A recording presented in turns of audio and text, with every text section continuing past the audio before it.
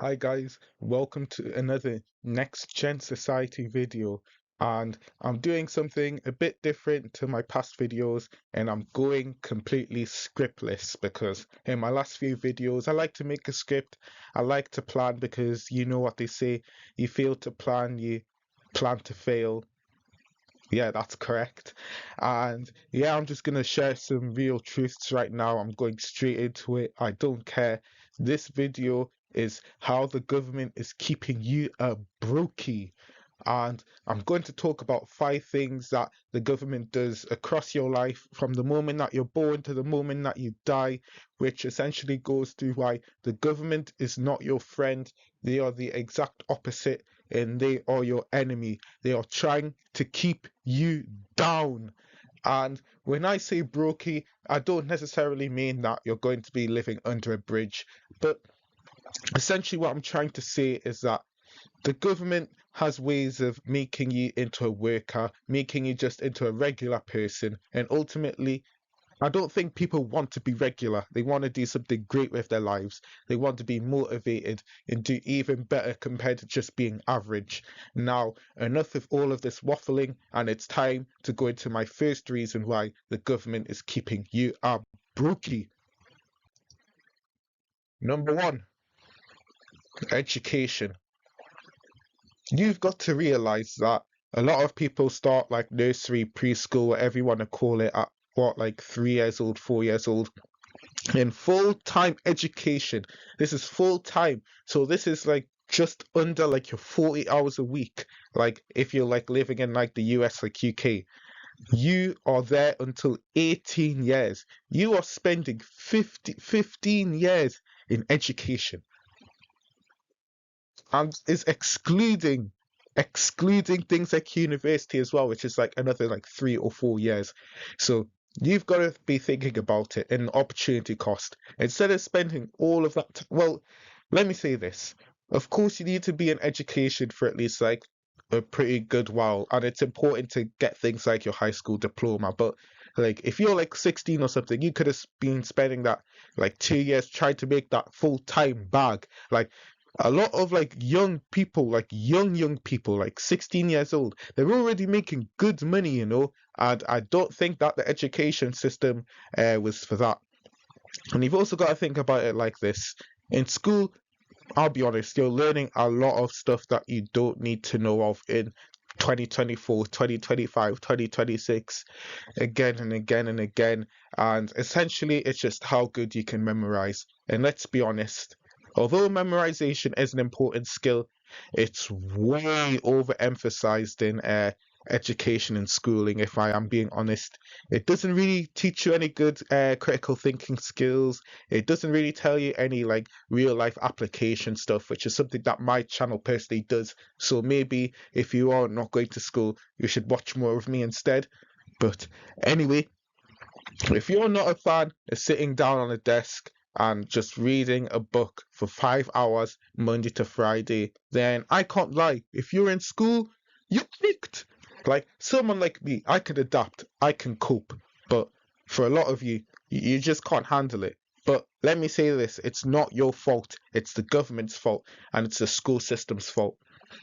And ultimately, when you go straight out of school at 18, then if you're not going to university, what are you going to do realistically? You're just going to be there sitting like you're like 20 something years old in your parents' house, just thinking about life and not doing much at all, which isn't your fault. It's school's fault for not giving you the transition into going to something like trades or even like these days, like sales, marketing, IT stuff. And if you do end up going to uni after education, not only are you spending an extra 3 years doing something that may be worth it, but may not be worth it, you're also going into a lot of debt. And I'm talking about, like, for example, if you live in like the US, if you're not on no like scholarship or anything like that, good luck on trying to pay back them like hundreds of thousands because, like, typically most uni students are only going to be like making like 40K a year or something like that, 50K maybe.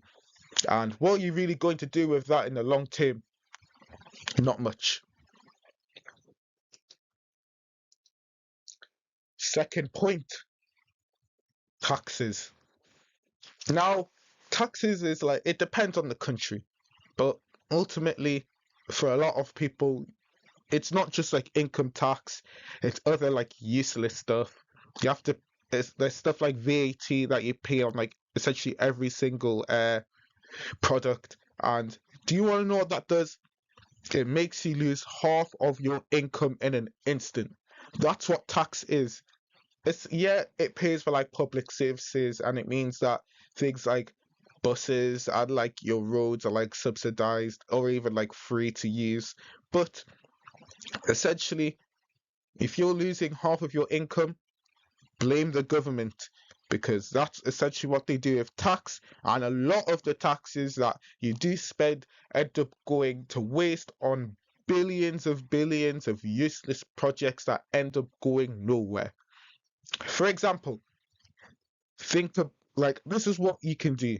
So what you should do firstly, yeah, is like watch all of this video, and then as soon as the video ends, find out how much money that your country probably spent on COVID-19, and that's all I have to say on how bad taxes really are. And the thing is as well is that when people are getting taxed these ridiculous amounts, it causes people to just focus on surviving, because you know that the government, if you make like, the more money you make, the more you'll get taxed. So essentially, people will stop caring about trying to make more money and trying to chase the bag. Instead, they're only going to be chasing mediocrity, and that's just bad for our next gen society as a whole. And we do not like that here. We like high achieving individuals, which is what the government tries to stop by having more taxes. Especially for people that are like self-employed, for people that like do their own like tax returns, it'll just be such a demotivator, honestly. Like, imagine seeing like your like pay slip, and like it has like how much you lost in taxes. It's in like the thousands, even like tens of thousands, and that'll just put you down in like a massive slump. I won't even lie, if that personally happened to me. So yeah. And also, you've got to think about it like this with taxes. Things like avoidance and evasion, you may try to do that, you might try to like circumvent your way through it, but ultimately the government will find you, and once they do, then it's good game and you're out. And when I mean out, you're not technically out, because you're going to be in. And do you know where you're going to be in? Jail. Third reason, housing. The government does very little to help with people with their housing, especially for young people such as me who would be trying to buy their first house. Ultimately, inflation has made the housing market Metro Boomin, make it boom. Metro Boomin, make it boom. That's what the housing market has happened. That's what the housing market is like in 2024. It's metro booming. It's go in metropolitan areas in particular. It's just going up and up and up and up and up. And that is very bad, because it makes it so that people, well, not people, but landlords in particular, they're just treating it like a real estate game, and they don't really care about people that are just trying to survive, because shelter is a very important need. It is a need, it's not even a want. People need homes to survive.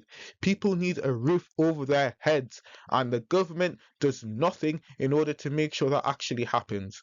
Well, I'll be honest, to say nothing is a bit of a stretch, because I'll be honest, the government does help in things like state housing and stuff, but that hasn't happened as much recently in the last how many years. It was only really a one-time thing. And also, think about what the government was doing in the 2008 2009 crisis, when there was obviously the housing market bubble bursting.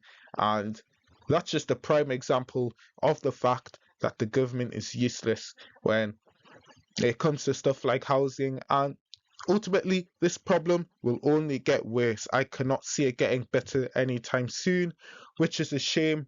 But I'm not even done then, because I said that there's 5 reasons. This is our third, and we're going on to our fourth now. Kids. Yeah. In 2024, if you're trying to have a kid, then bro, you must have money these days because it's expensive to care for another human life. You are spending a lot on childcare, and this is an 18-year commitment. Not even just 18 years. It's 18 years and some more because I'm assuming that most parents would want to make sure that their kids are doing all right, even when they are in adult age. And I'll be honest, the government can be doing some things better. For example, I know in the UK, they have something called the two-child like benefit cap or like something like that, whatever it is, and that hasn't nothing's happened to that in a long time. And there's other stuff as well which it could be doing. And I do blame don't get me wrong, the government has not made it easy to have kids, and I do feel like that's a part of their big agenda. But yeah, it's just another problem that we have these days. And last but definitely not least, the final reason for why the government is not on our side is because of, hopefully you heard that drum roll, our pensions. Because what essentially happens is that a lot of employers, they have an employer pension which essentially they have to pay, and then you also get a little bit of state pension as well. And essentially, if you're on retirement, then what you have to do is that you have to make sure that you are investing your own money into making sure that you retire. But I feel like the government, come on, you can help us out just a little bit. Just a little bit more, you know what I'm saying?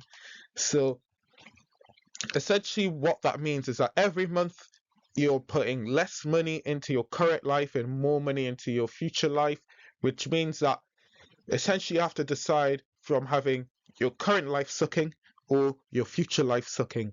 And what that causes is a win-lose situation where ultimately the government should be trying to create win-wins.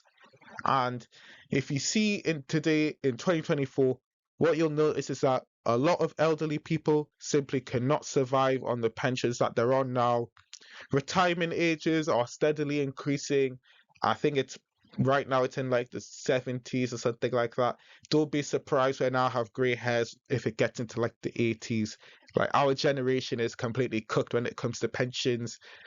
And yeah, what essentially I'm trying to say, and for me to end this video, I will say that from the moment you're born until you die, the government is simply not doing its best to help. They are not on your side. The government is an op. And yeah, finally, just want to say if you came to the end of the video, thank you for watching along. If you like the video, then like the video. If you want to see more videos like this or just more videos on my channel more generally, then please subscribe. And finally, that's that. Peace.